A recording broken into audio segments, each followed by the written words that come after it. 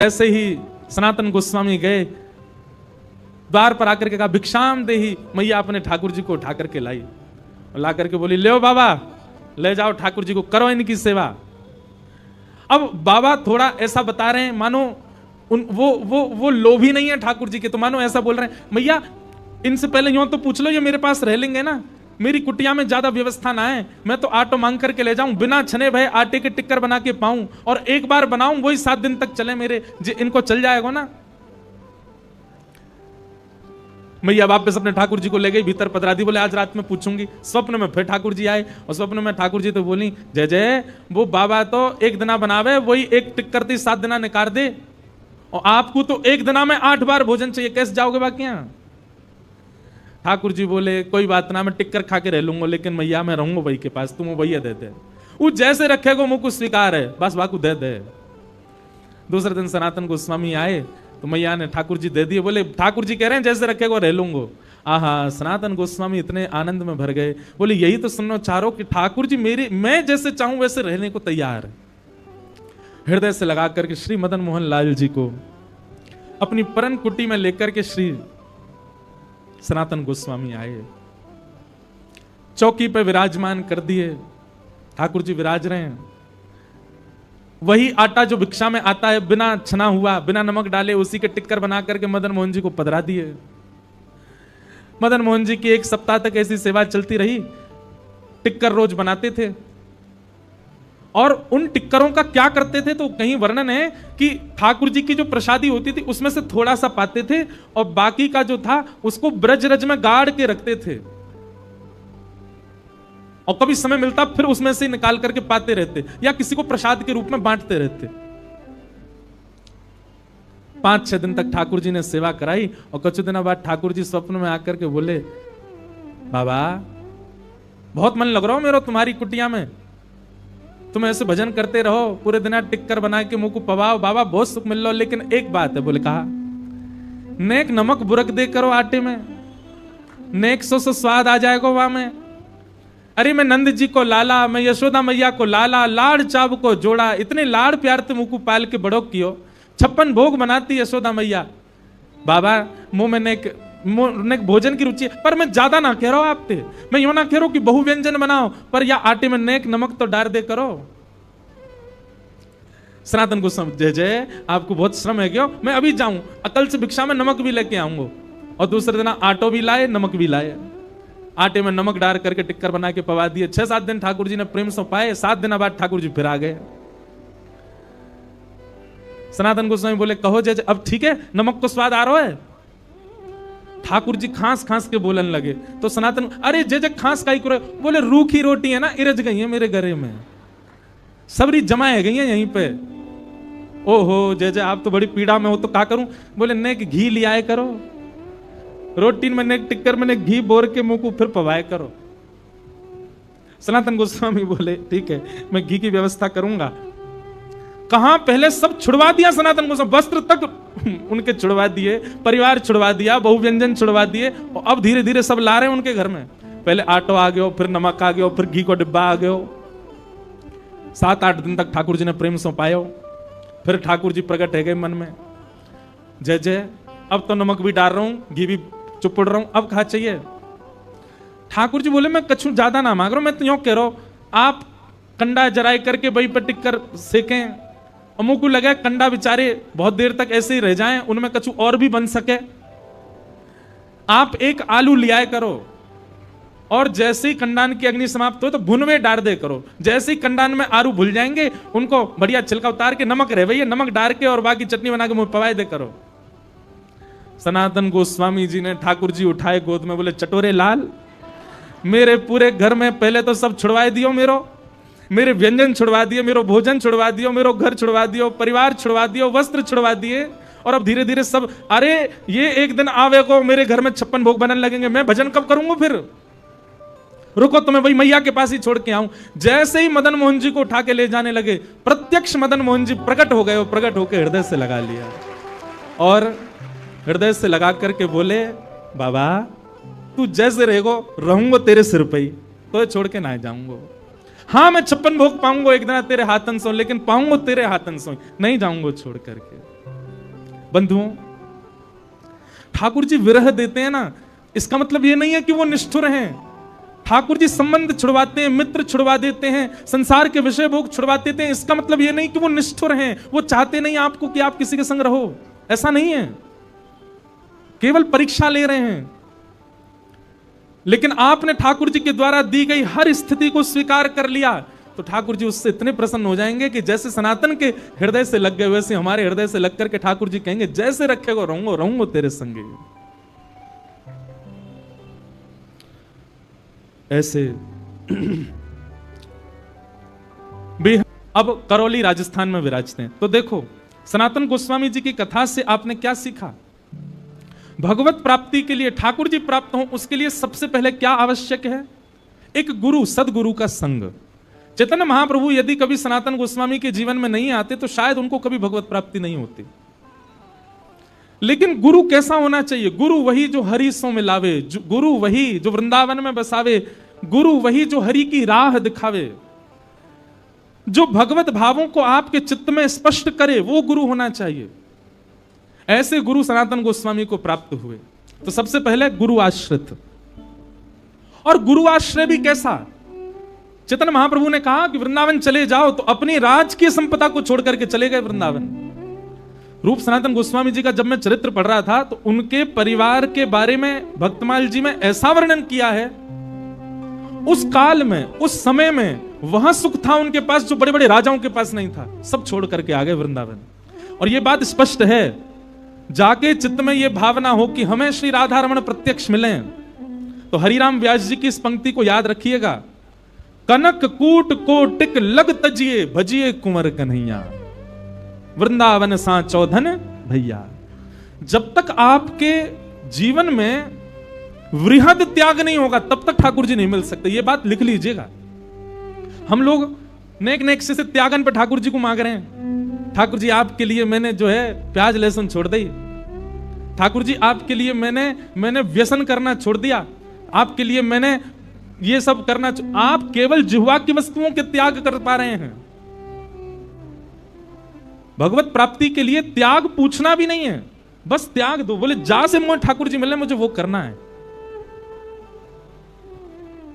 मीराबाई का जो पद आप सब गाते हैं, मैं बैरागन होंगी, उस पद में जो अंतरा है उसमें क्या कहती है मीराबाई?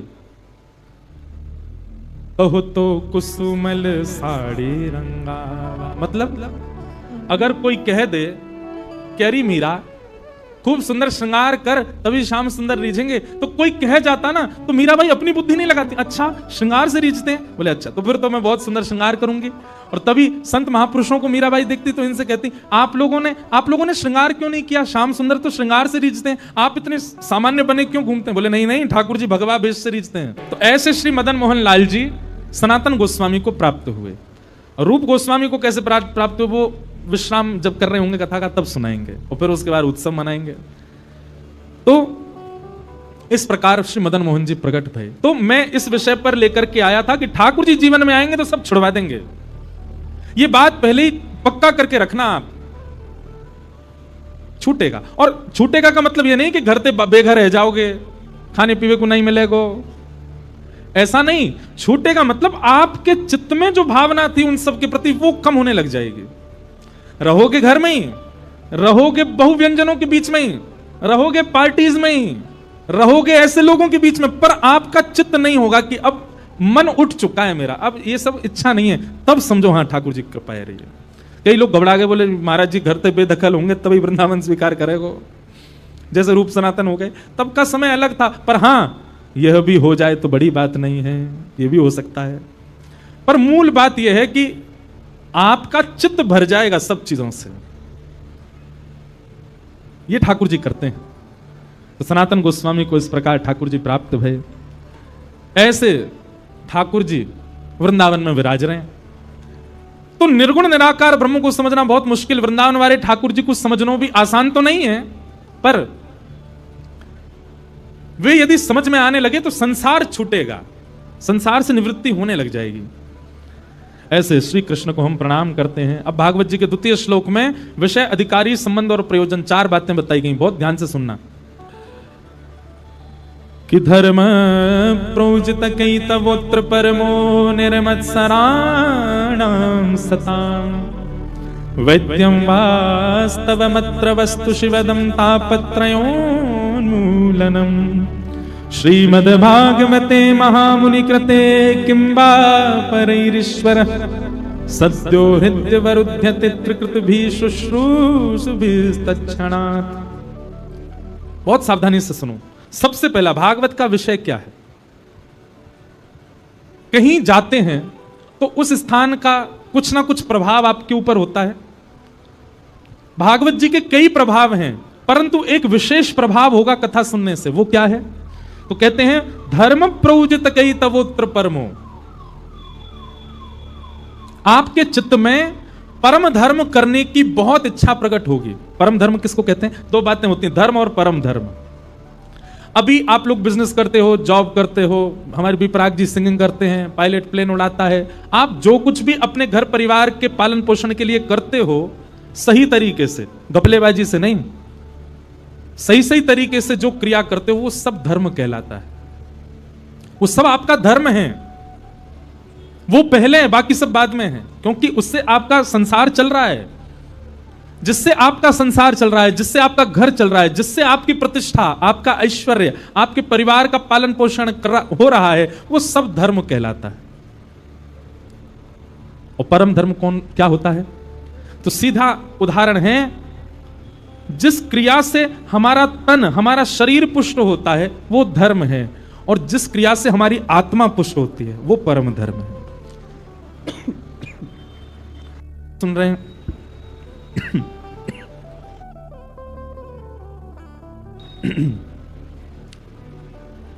हमारी कथा करते करते ये हालत हो गई है।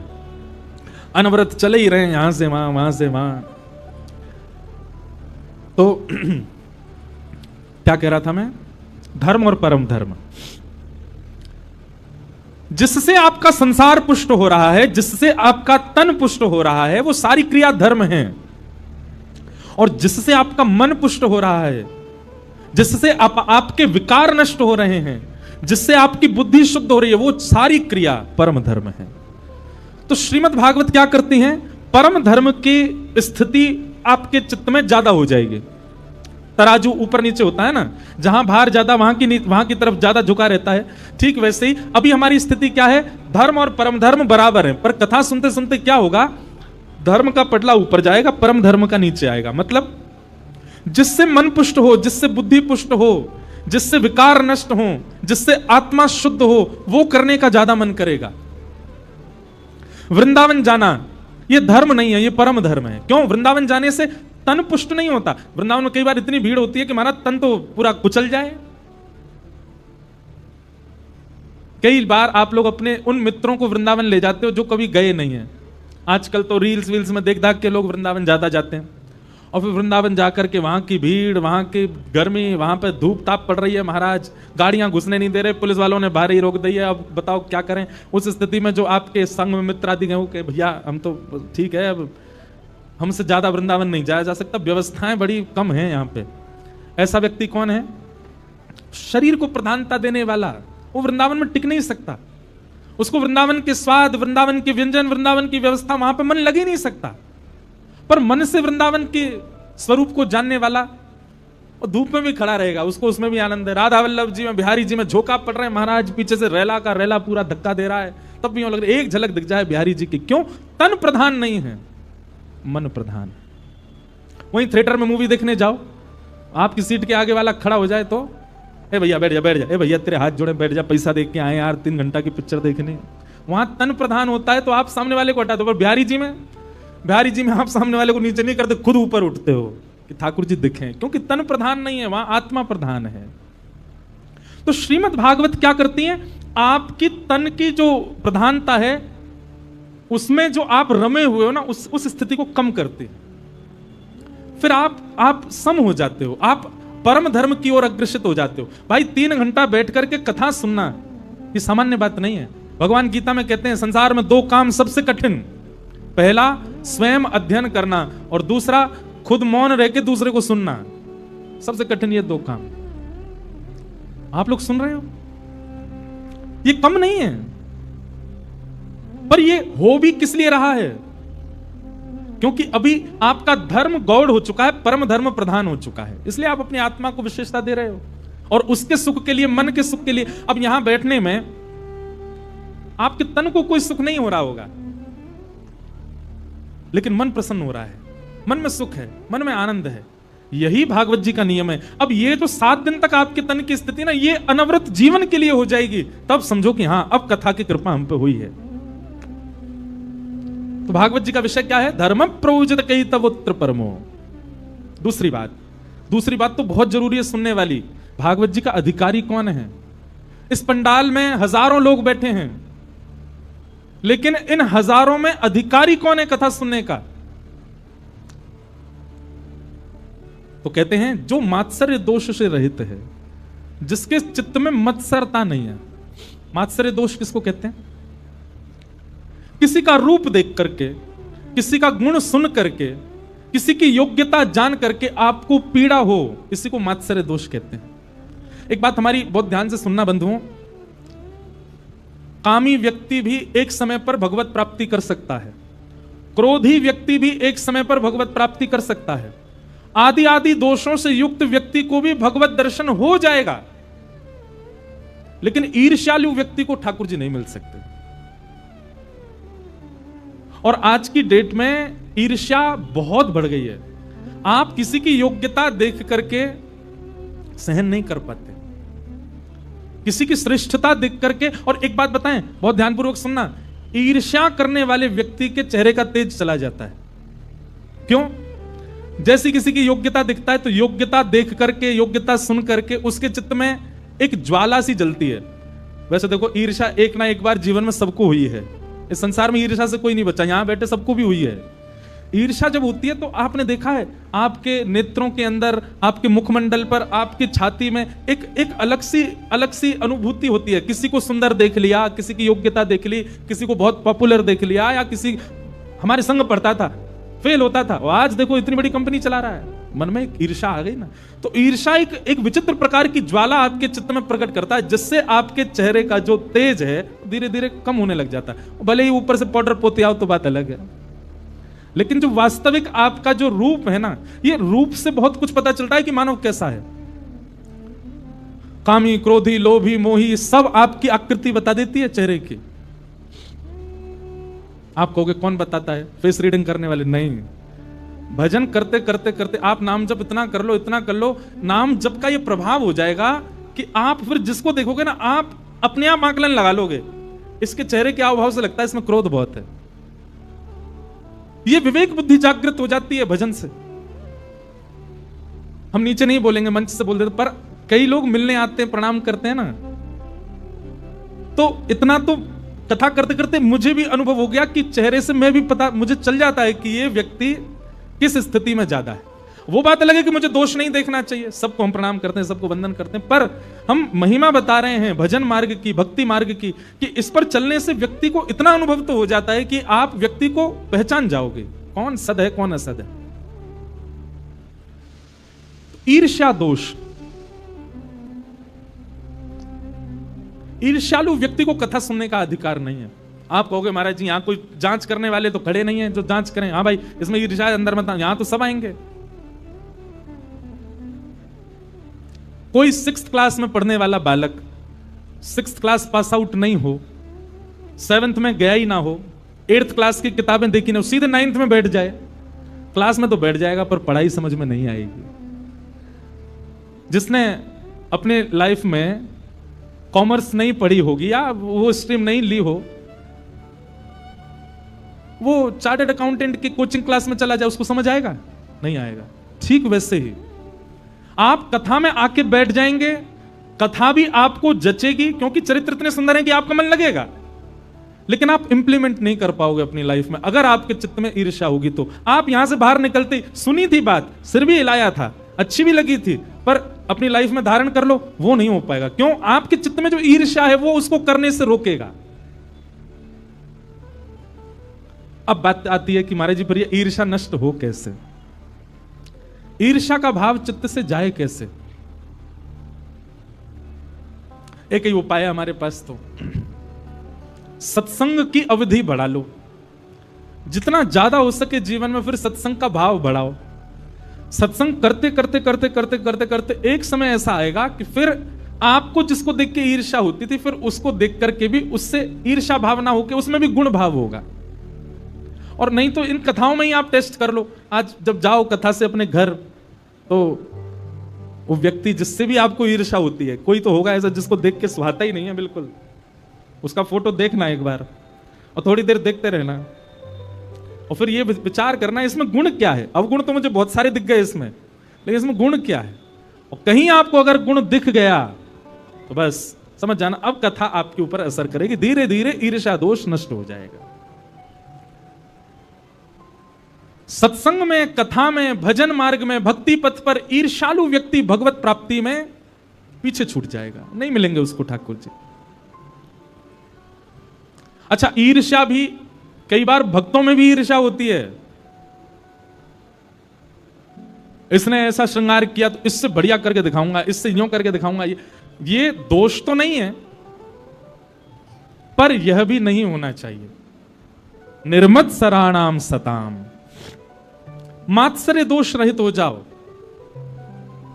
ईर्ष्या भाव चित्त में मत रखो। तो भागवत का अधिकारी कौन? जिसके चित्त में ईर्ष्या नहीं है।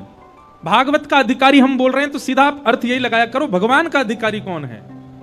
जिसके चित्त में ईर्ष्या नहीं है। निर्मत सराणाम सताम। अब तीसरी बात, श्रीमद् भागवत जी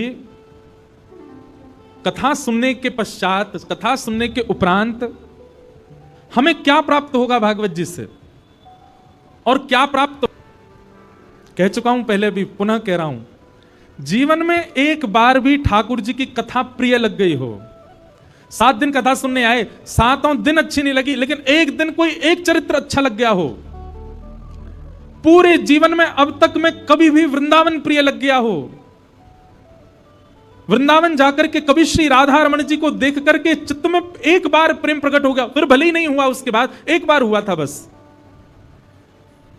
ब्रजवासियों को देख करके, यमुना जी को देख करके, रजगण देख करके एक बार, केवल एक बार किंचित प्रेम प्रकट हुआ हो, तो आप ये बात निश्चित मान लीजिएगा, आपका पूर्व का कोई तो संबंध ठाकुर जी से पुराना है, किसी अपराध के कारण आपका पुनर्जन्म हुआ है और आप ठाकुर जी से विलग हैं। ये एक क्षण का प्रेम प्रकट करा करके ठाकुर जी प्रमाणित कर रहे हैं कि तू मेरो है, पहले तो ही मेरो है, लेकिन तू भटको गयो है, तुमको पहचान नहीं पा रहे हो है।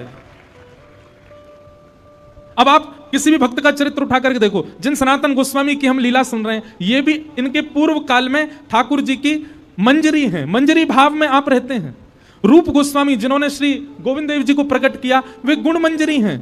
मंजरी मतलब गौड़िया वैष्णव संप्रदाय में नित्य सहचरी सखी को मंजरी कहते हैं।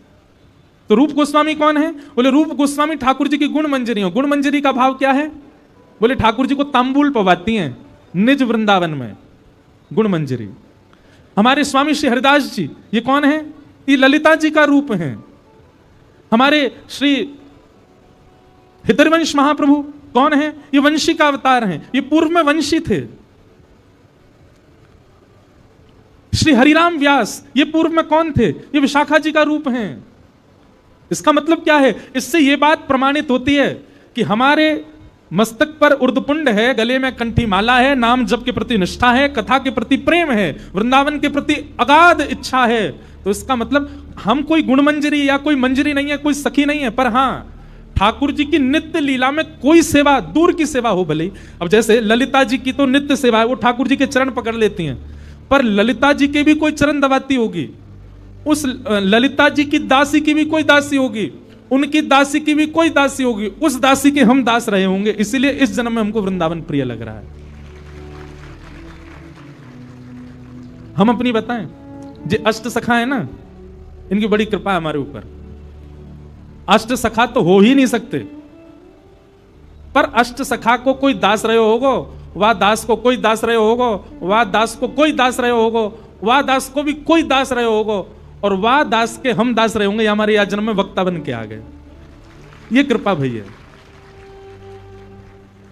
और तभी इनके पदन के प्रति जो रुचि है, इनके भाव के प्रति जो रुचि है, जो भाव मंच पर मुझे कई बार खुद नहीं पता होता ये भाव कैसे प्रकट हो गया, तब इसका अभिमान नहीं करना है अपने चित्त पर कि ये भाव प्रकट हो गया, ये प्रेम प्रकट हो गया तो इसका मतलब हम बहुत ऊंचे भक्त हैं ठाकुर जी। नहीं, बल्कि ठाकुर जी के आगे अनुग्रह करना चाहिए। कोई अपराध बना था ना मेरा, जिसके कारण अब मुझे भटकना पड़ रहा है नाथ।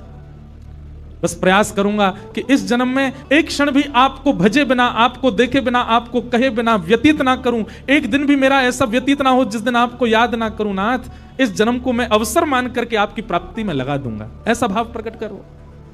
पर हम एक बात आपको यह बताना चाह रहे हैं कि आपको ठाकुर जी यदि प्रिय लग रहे हैं तो इसमें आपने कुछ नहीं किया है, आपका संबंध है पूर्व से कोई उनसे, वो खोजने की जरूरत नहीं है क्या है। पर अपना रुझान देखो कहां की ओर है। जैसे हमारा रुझान अष्ट सखाओं में है, तो सभी भक्तों पर अष्ट सखाओं में विशेष है। आपका रुझान कहां की ओर है?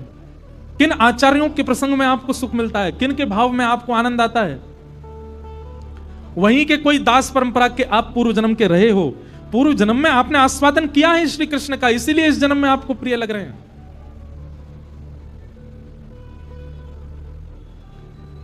हमारे बी पराग जी पूर्व जन्म में ठाकुर जी के गवैया ही रहे होंगे, ठाकुर जी को इनने रिझायो ही होगा, ठाकुर जी के सन्मुख बैठ करके खूब रिझायो होगा। इसीलिए इस जन्म में श्री जी इतनी प्रिय हैं। इतना सब कुछ मिल जाने के बाद व्यक्ति भक्ति भाव नहीं करता। शास्त्र आज्ञा करते हैं बहुत व्यवस्थाओं में रहने वाला व्यक्ति भजन नहीं कर सकता, लेकिन बहुत व्यवस्थाओं में रहने वाला व्यक्ति यदि भजन कर रहा है तो इसका मतलब वो ठाकुर जी की इच्छा से ही कर रहा है और वो उसके पूर्व जन्म का प्रारब्ध है।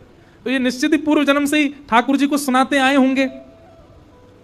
और इस जन्म में जो इनका रुझान ठाकुर जी के प्रति, कथा के प्रति, श्री जी के प्रति बरसाने के, मुझे एक दिन बोले, अब ये कोई ऐसा नहीं कि आपको यहां से जो भी कहा जा रहा वो इसलिए क्योंकि बहुत लोग प्रेरणा मान करके जीवन में उतारते हैं, इसलिए यहां से हम सबकी बात कहते हैं। एक दिन आपका फोन आया, महाराज जी अमेरिका से लौट करके आए। मैंने की तो मैं तो महाराज जी ऐसे छटपटा रहा था कि कब मेरा शो पूरा हो और मैं भारत जाऊं। बोले भारत के लिए तो छटपटा है, भारत में भी मेरा ये था भाई गाड़ी लगाओ और एयरपोर्ट पर सीधे पहले बरसाने जाऊंगा। और बरसाने जाकर के मैंने की तो फिर बोले बरसाने जाके पहले श्री जी को निहारेंगे और फिर महाराज जी वहां पे हमारा पेट हो गया गड़बड़, वहां भोजन पानी बढ़िया मिला नहीं, श्री जी के चरणों की प्रसादी पाएंगे तब मन में शांति होगी। बोले पहला कवल जैसी श्री जी की प्रसादी का डाला, मैं आपको बता नहीं सकता, ऐसा लगा कि मानो वैकुंठ में आ गया हूं, गोलोक धाम में आ गया हूं। मैंने कहा बताओ कहां लोग भागे जा रहे हैं विदेशों में, और आप विदेश से भाग के आ रहे हो, हमें वृंदावन चाहिए। इसका मतलब क्या है भाई? चुंबक यदि कहीं रखी है तो आसपास लोहा होगा, तो लोहा नहीं चाहेगा कि मैं जाऊं, चुंबक ही खींच लेती है। हमारे लाल जी ही चुंबक हैं। अपने मन से जो जा रहा है वो अलग विषय है, पर जिसको ठाकुर जी खींच रहे हैं, जो खूब व्यस्त है फिर भी ठाकुर जी खींच रहे हैं, तो समझ लो कि बस ठाकुर जी पकड़ ही रहे हैं, वाकू बुला ही रहे हैं, ठाकुर जी खींच रहे हैं। वैद्यम वास्तवमत्र वस्तु शिवदम। श्रीमद् भागवत जी की कथा सुनने का केवल एक प्रयोजन होना चाहिए कि हमें ठाकुर जी से कोई संबंध मिले। और बंधुओं उस संबंध को आप आज ही बनाइए। चलो आज विचार कर लो, आपको क्या लगता है ठाकुर जी को देखते हो तो कौन दिखता है आपको? पहले दर्शन में भगवान दिखते हैं, लेकिन दूसरे दर्शन में आपको कौन दिखते हैं? आपको सखा दिखता है, आपको प्रियतम दिखता है, आपको लाला दिखता है, आपको मित्र दिखता है, कौन दिखता है? विचार करो और विचार करके फिर जो दिखता है उस संबंध को आज से प्रमाणित करो। ठाकुर जी से संबंध बनाओ। अगर ठाकुर जी से संबंध नहीं बनाया, केवल उनको भगवान मान करके भजते रहे, तो आप कहीं ना कहीं भक्ति के उस चरम सुख से दूर ही रह जाओगे, वंचित रहोगे। ठाकुर जी से कोई संबंध बनाओ, ठाकुर जी को अपना कोई मानो और खुद से पूछो क्या लगते हैं आपको। एक व्यक्ति आया मुझसे ऑस्ट्रेलिया में मिलने, तो मेरे से बोला महाराज जी मेरा ठाकुर जी से बड़ा विचित्र संबंध है। मैंने क्या? बोले ठाकुर जी मेरे दामाद लगते हैं। मैंने कि दामाद कैसे? बोले मुझे इतने प्रिय नहीं है पर मेरी बेटी को बहुत प्रिय है, वो उनको प्रियतम मानती, पूरे दिन घूमती, तो ठाकुर जी मेरे दामाद हैं। मैंने कहा वाह भैया ससुर जी जय हो, तो प्रणाम। लेकिन हम उसको ये बोल के आए, मैंने कि सुन अब जीवन भर इस संबंध को निभाई हो, तो फिर मुझसे बोला तो फिर मैं आशीर्वाद दे सकता हूँ ठाकुर जी को? मैं दो, कोई दिक्कत नहीं। हमारे ब्रज में तो खूब आशीष देते हैं ठाकुर जी को, आशीष के पद गाए जाते हैं। चिरजीवो गोपाल रानी तेरो, चिरजीवो गोपाल। हम सब तो आशीष देते हैं, हर उत्सव में आशीष मिलता है ठाकुर जी को। मैंने कहा भाई खूब आशीष दो। तो बड़े विचित्र संबंध बनाते हैं लोग ठाकुर जी से, पर संबंध बनाओ। पूछो स्वयं से क्या लगते हैं आपको ठाकुर जी? कौन दिखता है आपको जब उनको दिखते हो? और क्षमा करना, केवल भगवान दिखते हैं तो फिर अभी पीछे ही हो आप। और एक बात और बताएं आपको, जिसको केवल भगवान दिखते हैं उसकी दूसरी दृष्टि में हम दावे से कह रहे हैं उसको पाषाण ही दिखता है। उसको यही लगता होगा कि कोई मूर्ति खड़ी है सामने। ठाकुर जी को भगवान भाव नहीं, ठाकुर जी को कोई अपने प्रिय भाव से देखो और फिर उस संबंध को स्थापित करो, उस संबंध को व्यवस्थित करो। प्रयागराज में एक व्यक्ति रहते थे, सत्य घटना है, हम सुनाते हैं कथा में। उनके कोई संतान नहीं थी, खूब प्रयास किया लेकिन संतान जब नहीं हुई तो अंत तो गत्वा उन्होंने ठाकुर जी को अपना पुत्र मान लिया और श्री कुंज बिहारी लाल जी का एक सुंदर मंदिर बनवाया और पूरा दुनिया दर्शन करने आया। सब कहते कुंज बिहारी, और वो दोनों दंपति कहते हमारा कुंजो बेटा, हमारा कुंजो बेटा है। लेकिन एक बात और सुनिए, मैं कई घरों में गया हूं, वो लोग बोलते हैं, पर जब कोई संत आवे, कोई कथा वक्ता आवे, कोई महापुरुष आवे, सबके सामने ऐसे नहीं बोलना है। फिर एक जगह में कहीं गया था बंबई में, तो मेरे सामने वो ऐसे बोल गए, देखो महाराज जी कैसा खड़ा है इतरा करके। उनका भाव था, तो मैंने फिर उनको समझाया, मैंने सुनो ये भाव आपके एकांतिक होने चाहिए, सबके सामने नहीं। क्यों? मैंने कि मेरे मन में दोष आया, आप ऐसा कैसे बोल सकते हो ठाकुर जी को? लेकिन ये आपका निज भाव है तो निज ही रहने दीजिए, सबके सामने नहीं। कई लोग प्रकाशित कर देते हैं अपने ठाकुर जी के प्रति। संबंध गोपनीय रखना है, प्रेम को ज्यादा ढिंडोरा मत पीटो, उसको गोपनीय रखो। तो कुंजो बेटा जो कौन है? बोले हमारा कुंजो बेटा।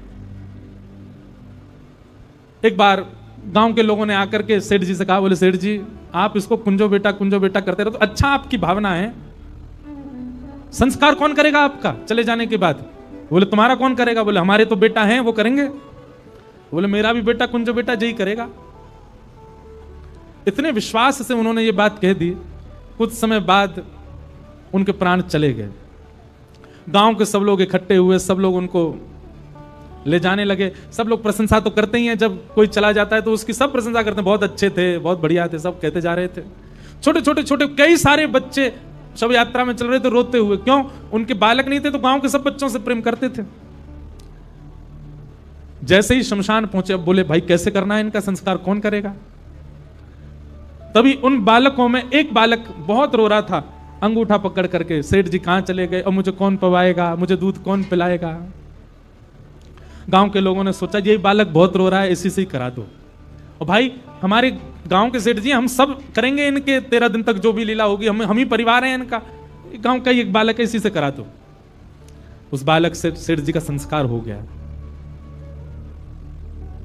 संस्कार करने के बाद यमुना जी में स्नान के लिए सब लोग बोले भाई गोता लगाओ, एक एक गोता लगा के घर चलो। सब लोग गोता लगाने के लिए गए। जैसे ही उस बालक ने गोता लगाया, सब लोग बाहर खड़े थे, निकलेगा निकलेगा निकलेगा, वो निकला ही नहीं बाहर। गोताखोरों ने खूब ढूंढा, नहीं मिला। तभी एक वृद्ध सेठ जी का मित्र बोले सेठ जी कहते थे मेरा संस्कार कुंजो बेटा करेगा, ये कुंज बिहारी तो नहीं थे? अरे दौड़ के चलो सेठ जी के मंदिर में कुंज बिहारी को जाके देखो। सब दौड़ करके गए तो कुंज बिहारी लाल जी को देखा तो सिख से लेकर के नख तक वो जल निमग्न थे और पूरा यमुना जी का जल उनके अंग से गिर रहा था, मानो गोता लगा करके आए हो।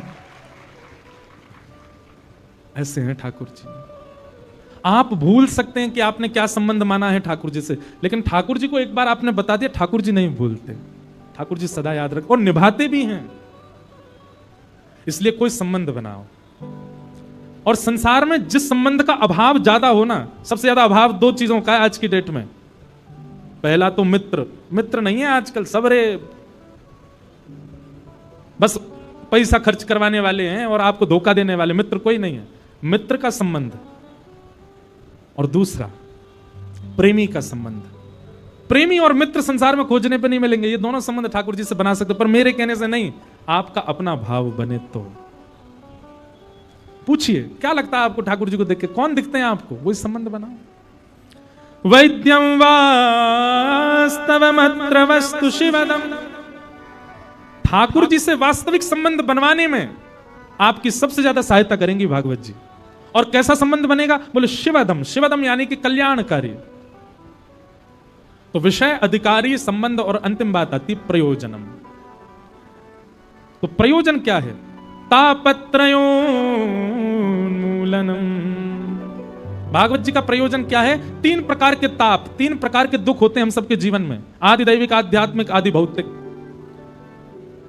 पहले भी बोल चुका हूं कि कथा ताप निवृत्त करती है। इसका मतलब यह नहीं कि आपके जीवन में संकट नहीं आएंगे। आप हनुमान चालीसा पढ़ करके गाड़ी में बैठ करके निकल जाओगे, इसका कारण यह नहीं होता कि फिर आपकी गाड़ी पंचर नहीं होगी, आपकी यात्रा मंगली होगी। जैसी भी यात्रा हो, आपका चित्त सम रहेगा।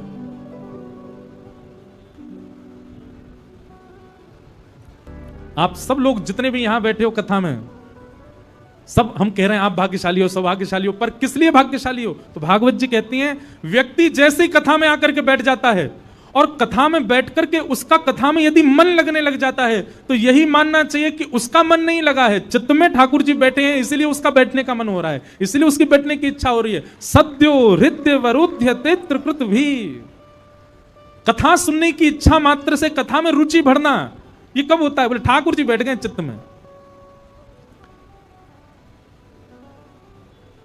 बंधुओं, कथा सुनते समय सप्ताह के लिए आप इतने पवित्र हो कि ठाकुर जी चित्त में बैठे हैं, पर होता क्या है, 7 दिन के बाद जब पुनरावृत्ति वही संसार की होती है, वही ठाकुर जी फिर त्याग कर देते। मतलब कथा सुनना एक प्रकार का अवसर है कि ठाकुर जी चित्त में आ गए, बस अब उनको पकड़ के रखो, वो भागे नहीं वहां से, चित्त छोड़ के जाए नहीं। उसके लिए उपाय एक ही है कि जो सुना, कथा में जब तक बैठे तब तक ठाकुर जी चित्त में हैं, पर बाहर जाती आप सुनी हुई बात को जब अनसुना करके वही दोहराते हैं जो संसार का है, ठाकुर जी चले जाते हैं।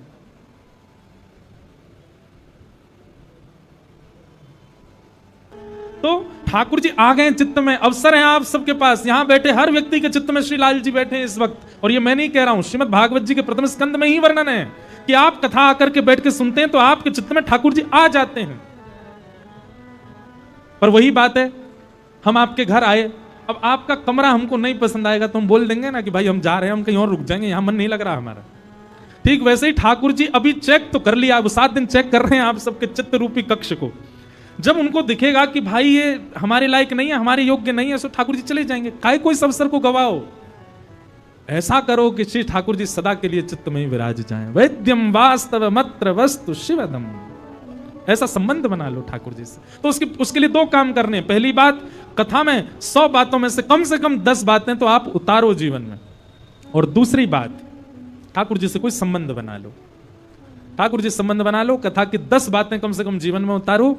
नहीं जाएंगे ठाकुर जी चित्त छोड़ के, सदा चित्त में रमण करेंगे, सदा चित्त में विहार करेंगे। राधा रमण जी कौन है, ये सप्तनिधि मंच पर ये कौन है, ये आचार्यों के चित्त में जो प्रकट हुए वही हम सबके लिए बाहर प्रकट हो गए। राधा रमण जी कौन है, श्री गोपाल भट्ट जी के चित्त में विराजते थे, उन्हीं के भक्ति भाव विरह भाव से प्रकट होकर प्रत्यक्ष आ गए।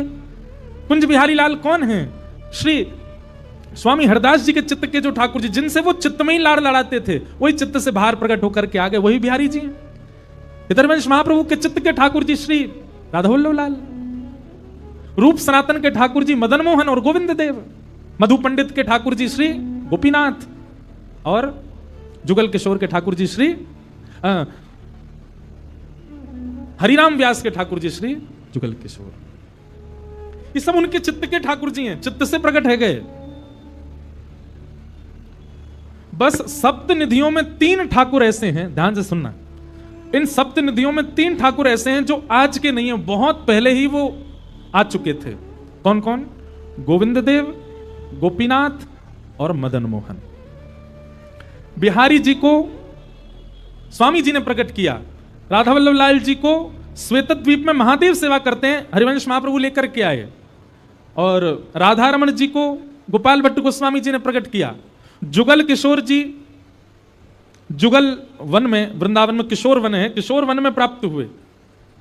पर ये 3 ठाकुर, मदन मोहन, गोपीनाथ और गोविंद देव, इन 3 ठाकुरों का निर्माण भगवान के पर पौत्र वज्रनाभ ने किया था। अब हम रूप गोस्वामी को कैसे मिले ठाकुर जी वो सुनते हैं। तो श्री चैतन्य महाप्रभु प्रवचन कर रहे थे और उस प्रवचन में सामने रूप गोस्वामी बैठे हैं। तब चैतन्य महाप्रभु ने बताया कि वृंदावन, किसी ने कहा बोले वृंदावन में मंदिर तो एक भी नहीं है, पहले तो वृंदावन केवल वन ही था ना, ठाकुर जी थोड़ी विराजते थे। तब चैतन्य महाप्रभु प्रवचन करते हुए ये कथा सुनाते हैं, ये भागवत जी के दूसरे महात्म की कथा है।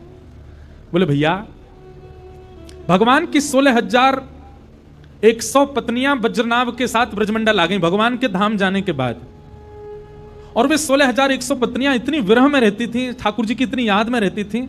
तब वज्रनाभ ने सांडिल्य मुनि को बुला करके पूछा कि मैं क्या करूं कि मेरी माताओं को थोड़ी प्रसन्नता हो। तब उन्होंने कहा एक काम करो, तुम ठाकुर जी की आकृति बनवाओ और मैया को दिखाओ। बोले आकृति कैसे बनवाऊं? बोले माताओं के बीच बैठ करके संत जनों के पास जा जाके लीला सुनो, चरित्र सुनो, रूप कैसा, गुण कैसा सुनो, उससे बनवाओ। बहुत ध्यानपूर्वक सुनिएगा। तो श्री वज्रनाभ भगवान के परपौत्र, इन्होंने खूब लीला गुण सुने और उसके बाद कंस के कारागृह में जिस शिला पर देवकी मैया ने भगवान श्री कृष्ण को जन्म दिया, वो जन्म वेदी भगवान की, कंस के कारागृह की, उस वेदी पर, जिस वेदी पर भगवान का जन्म हुआ, उस वेदी से उन्होंने ठाकुर जी का रूप बनवाया, स्वरूप बनवाया। मदन मोहन, गोपीनाथ और श्री गोविंद देव, 3 रूप बना करके इन तीनों को वस्त्र में ढक करके और अपनी माताओं को बैठाया और बैठा करके बोले मैया आपको कुछ दिखाना है। जैसे ही वस्त्र हटा में तो एक का रूप देख करके इनके हाथ बिल्कुल कृष्ण जैसे हैं, ठाकुर जी जैसे हैं। दूसरे का बोले इनका कटी भाग बिल्कुल ठाकुर जी जैसा है। और जैसे ही गोविंद देव जी इनके ऊपर से जैसे वस्त्र हटाए तो माताओं ने घूंघट कर लिया। तो वज्रनाभ बोले आपने घूंघट क्यों किया? बोले ये तो बिल्कुल कृष्ण जैसे ही हैं, इनका रूप तो श्री ठाकुर जी जैसा ही है। तो गोविंद देव, गोपीनाथ, मदन मोहन, आप तीनों का स्वरूप देखेंगे एक से लगते हैं। जैसे इधर ये गोपीनाथ जी हैं, मदन मोहन जी हैं और वे गोविंद देव जी, तीनों का रूप एक जैसा ही लगेगा आपको देखने में।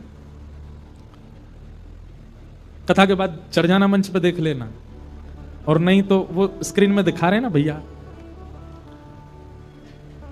गोविंद देव, गोपीनाथ और श्री मदन मोहन, इस प्रकार तीनों ठाकुर विराजमान हो गए वृंदावन में। फिर उसके बाद जब काल चक्र बढ़ता गया और समय का भार बढ़ता गया, वृंदावन अपने आप को गुप्त करने लगा, तो ये तीनों स्वरूप अंतर्ध्यान हो गए, भूमिगत हो गए, वृंदावन के अंदर विराजमान हो गए। ये कथा जब रूप गोस्वामी जी ने सुनी तो वे कहने लगे, बोले कि ठाकुर जी अभी भी वृंदावन में ही विराज रहे हैं? बोले हाँ अभी भी विराज रहे हैं। रूप गोस्वामी जब वृंदावन आए, वृंदावन आकर के कई सारे ग्रंथ लिखे रूप गोस्वामी ने। अधिकतर हमारे गौड़िया वैष्णव संप्रदाय के जितने भी विशिष्ट ग्रंथ हैं सबकी रचना अधिकतर रूप गोस्वामी जी ने की। खूब रचना की, खूब मंथन किया, खूब चिंतन किया ठाकुर जी के रूप का। और एक समय की बात, आप मानसी में ठाकुर जी का चिंतन कर रहे थे, बहुत ध्यान से सुनना। और मानसी में क्या चिंतन कर रहे थे? बहुत सुंदर भाव। बंधुओं, मानसी चिंतन समझते हैं आप?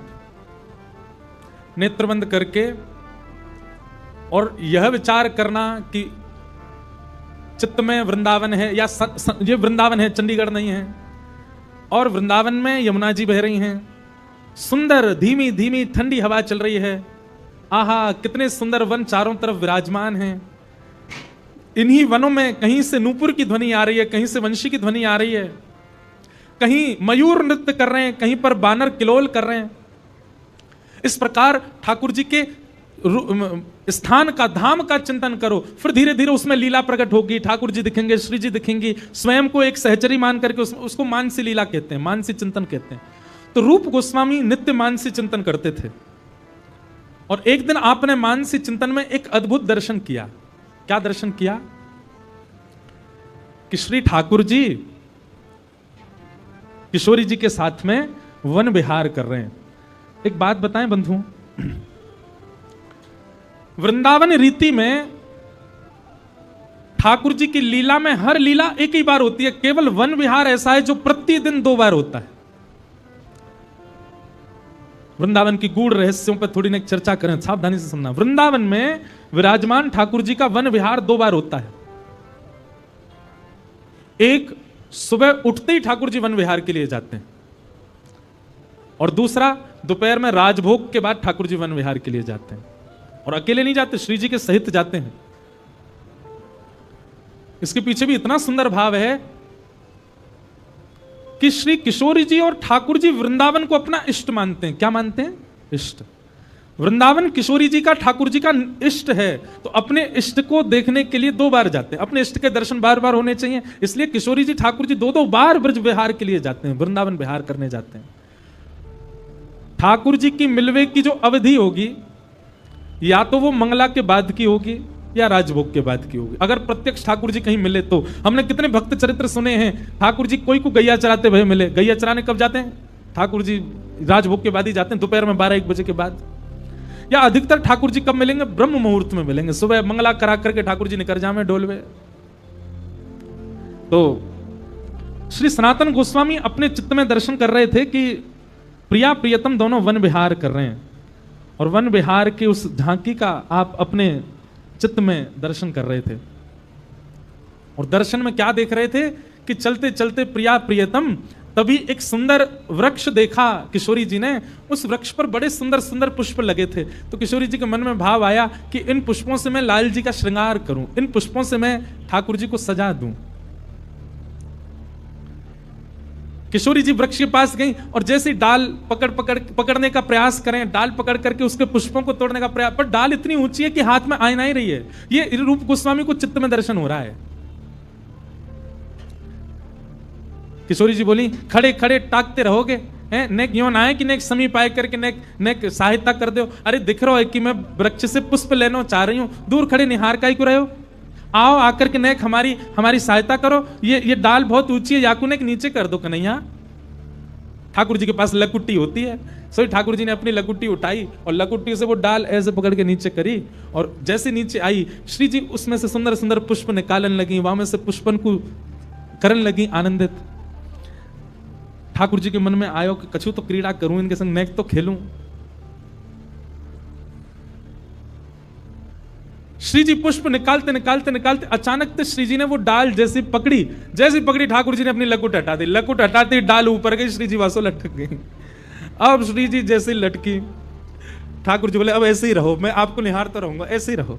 श्री जी बोली ऐसे ना करो, कहने जल्दी आको नीचे करो। अरे देखो कोई को पता चल गई बरसाने में तुम्हारी शिकायत हो जाएगी। अब इस स्वरूप का श्री रूप गोस्वामी दर्शन कर रहे हैं। आहा, तो अब इस छवि को देख करके रूप गोस्वामी जोर जोर से हंसने लगे। जय हो जय हो जय हो, वृषभानु के जमाई की जय हो। अरे लाला तेरी लीला कैसे, अरे श्री जी समेत रह जाएंगी, अरे लाला डाल नीचे कर ले। और हंसे सो हंसे ठाकुर जी की लीला सोच करके।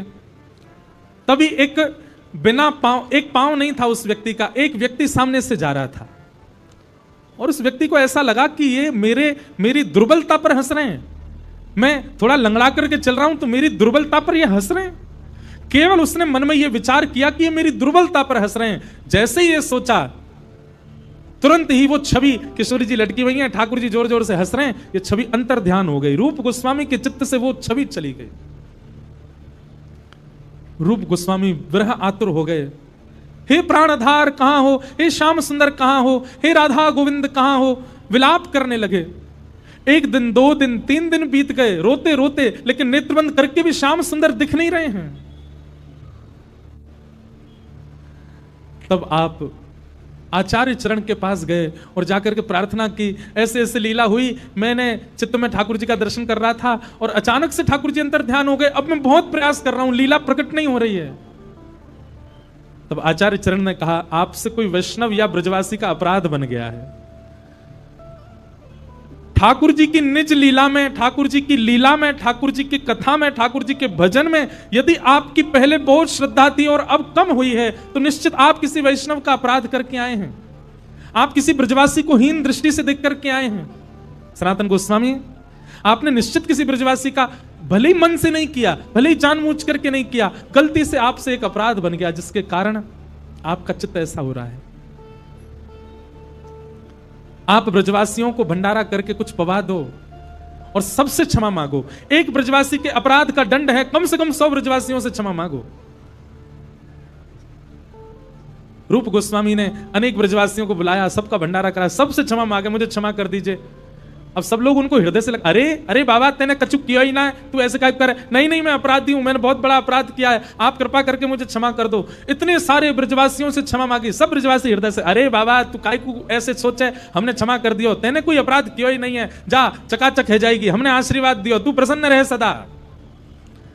अनेक ब्रजवासियों से आशीष लेकर के अपने गुरु के पास गए, बोले मैंने सबको भंडारा करा दिया, बोले अब जाके अपनी कुटिया में बैठ के ध्यान करो। जैसे रूप गोस्वामी अपनी कुटिया में आए, आकर के जैसे ही नेत्र बंद किया, तभी क्या पाते हैं कि पुनः वही डाल पर किशोरी जी लटकी वही और ठाकुर जी नीचे बैठ करके हंस रहे हैं। फिर से लीला प्रकट है गई और लीला का फिर विस्तार क्या हुआ कि श्री ठाकुर जी किशोरी जी को अपने ऐसे गोद में नीचे से उनके चरणन को कर रहे हैं और कह रहे हैं श्री जी अब डाल छोड़ दो और सुनो अब मेरे कंधा पे बैठ के चलो। और ठाकुर जी अपने कंधा पे बैठा के श्री जी को लेके जा रहे हैं, वन विहार करा रहे हैं। ऐसा सुंदर दर्शन श्री रूप गोस्वामी को हुआ। उसी दर्शन के बाद से रूप गोस्वामी इतने विरह आतुर होने लगे, वे कहने लगे नाथ आप इसी वृंदावन में हो, वज्रनाभ ने आपके 3 स्वरूप बनाए थे, वो कहां है, मुझे मिल जाइए ना। अब मेरा मन, मेरे प्राण आतुर हैं निकलने को, नाथ मेरी प्रार्थना। अब तो विरह आतुर होकर के यमुना के तट पर बीथियों में कुंज गलियों में विचरण करने लगे, हे नाथ कहां हो, हे नाथ कहां हो। जिस प्रकार गोपियां विरह आतुर होकर के हा नाथ रमण प्रेष्ठ क्वासी क्वासी महाभुज करते हुए सब जगह विचरण कर रही थी, वैसे ही रूप गोस्वामी सब जगह विचरण करने लगे। अत्यंत विरह आतुर रूप गोस्वामी एक वृक्ष के नीचे बैठ करके रुदन कर रहे हैं, नाथ क्या मेरे भजन में कोई त्रुटि है, मेरे भाव में कोई त्रुटि, आप मिल क्यों नहीं रहे मुझे। तभी आपके नेत्र बंद हुए और नेत्रों में श्याम सुंदर प्रकट हो गए और प्रकट होकर के बोले तू चिंता मत करे, मैं जल्दी तो को मिल जाऊंगा, न धैर्य कर। और ऐसा कहकर के ठाकुर जी अंतर ध्यान हो गए। रूप गोस्वामी ने अपना भजन बढ़ा दिया। एक दिन वही स्वरूप जो उनके चित्त में आया था, वही स्वरूप का एक बालक अलग से भेष में, अलग से वस्त्रों में उनकी कुटिया पे आए और आकर के मानो बाबा से यूं बोले, बाबा अरे बाबा ने एक मेरी बात सुन ले। रूप गोस्वामी नेत्र बंद करके भजन कर रहे थे। अब बोले ब्रजवासी बालक आते रहते हैं, अब कहां कहां किसकी सुनूं। बोले बाबा ने एक देख तो ले मेरी तरफ। रूप गोस्वामी ने नेत्र खोल करके देखा तो रूप छवि बिल्कुल वही थी जो चिंतन में आई थी, जो ठाकुर जी आके बोले थे मैं तो कुछ जल्दी मिलूंगा, ये तो वही छवि है।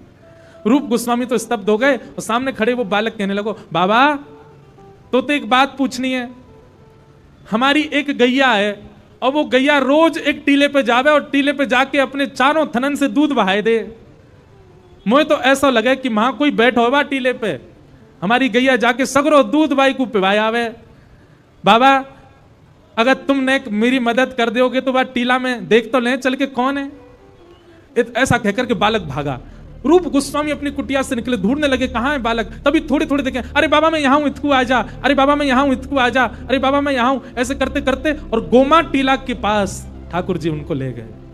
और तभी दृश्य क्या देखा, एक टीला था, एक छोटा सा टीला जैसा, पर्वत जैसा था, उसके ऊपर गैया खड़ी है, उसके चारों थनों से दूध निकल रहा है। सनातन गोस्वामी ऊपर गए, जाकर के संपूर्ण मिट्टी को हटाना प्रारंभ किया। 10 हाथ, अब वो बालक अंतर ध्यान हो गया वहां से इतना बताए करके। 10 हाथ भीतर तक मिट्टी खोदते रहे, निकालते रहे। और जैसे 10 हाथ पूर्ण हुए तभी वृंदावन के प्रथम ठाकुर श्री गोविंद देव जी वहां उनको प्राप्त हो गए। बोलो गोविंद देव लाल की।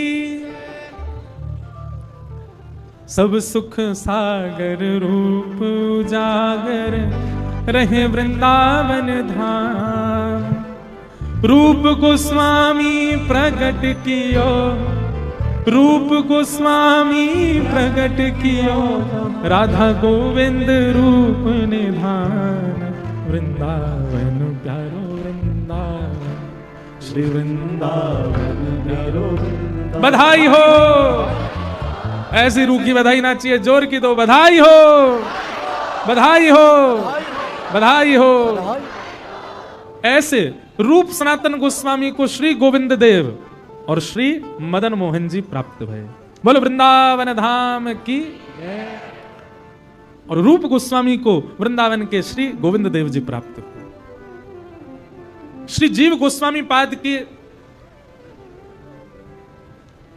एवं अन्य कई संतों के प्रयास से एक राजा ने 7 मंजिला मंदिर बनवाया वृंदावन में, गोविंद देव जी का दर्शन किए हैं?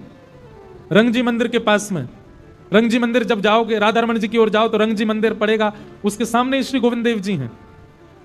7 मंजिला मंदिर बना, सबसे बड़ा मंदिर था पृथ्वी का उस समय का।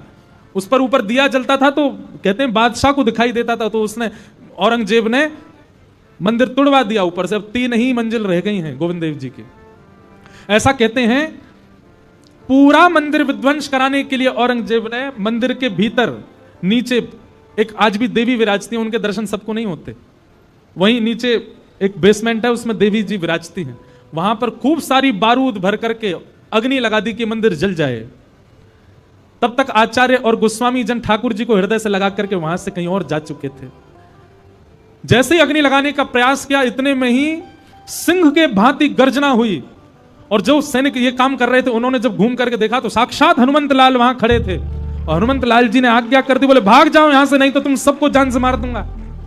इसलिए सिंह पौर हनुमान जी हैं गोविंद देव जी के बिल्कुल मंदिर के बाहर, सिंह के भांति जिन्होंने गर्जना करके सैनिकों को भगा दिया। तो मंदिर विराजमान रहा, ठाकुर जी जयपुर चले गए, क्योंकि आक्रांता मंदिर तोड़ रहे थे। ठाकुर जी ने आज्ञा करी कि हमको अब कहीं और ले चलो। तब जयपुर के राजा ने प्रार्थना की, बोले नाथ आप यहां पधारो, तब से श्री ठाकुर जी जयपुर में विराजमान। बोलो गोविंद देवलाल की। इस प्रकार हमारे ब्रज में श्री गोविंद देव जी प्रकट भय। तो भैया विरह और व्याकुलता ये तो प्रसाद है भक्ति में, जब तक ये नहीं आएंगे तब तक ठाकुर जी नहीं मिल सकते। इस प्रकार श्री गोविंद देव जी प्राप्त हुए, गोपीनाथ जी प्राप्त हुए।